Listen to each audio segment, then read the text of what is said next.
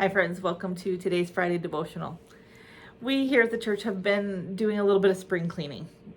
Particularly, we've been revamping some of the offices and stuff over the last few months and kind of freshening up, getting a fresh start, kind of looking at things through a new lens and saying, hey, do we actually need this?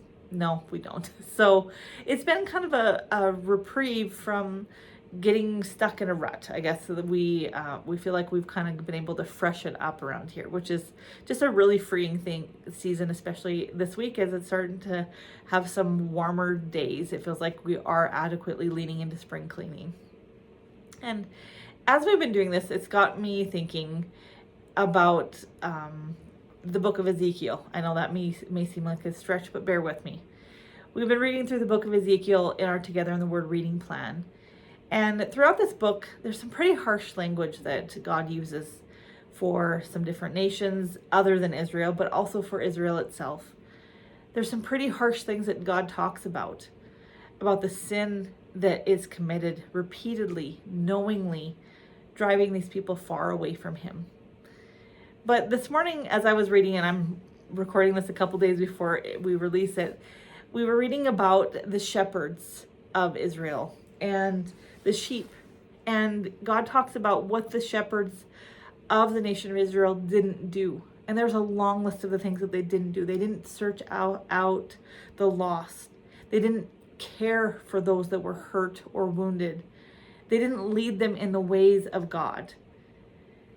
And that really grieved God's heart. And what at the end of that chapter, what the beautiful thing is he prophesies about the Messiah coming and setting everything right.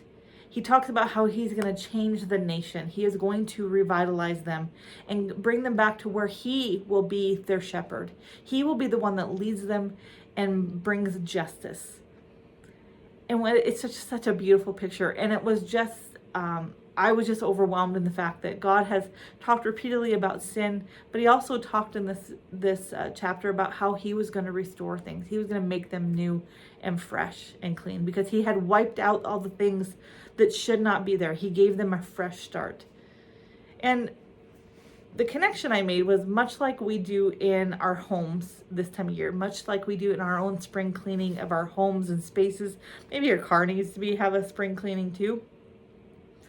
God wants to do that in our lives.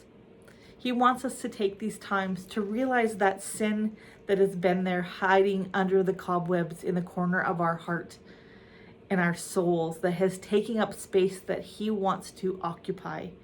He wants us to shine a light on it, take that broom and do away with the cobwebs.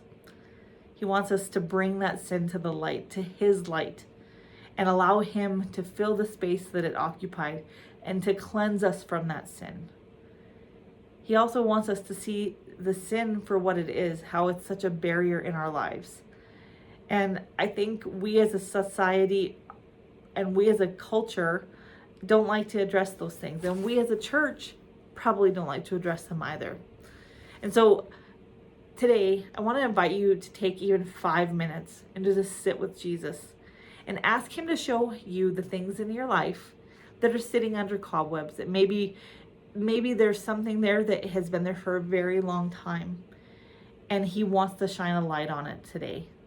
Maybe he wants to shine a light into a space that he wants to bring freedom in your life, because he can do that. He can do it in a beautiful and a fresh and new way today. So I want to invite you to take some space with that now. Do your own spring cleaning in your heart. Allow God to bring freedom. God bless.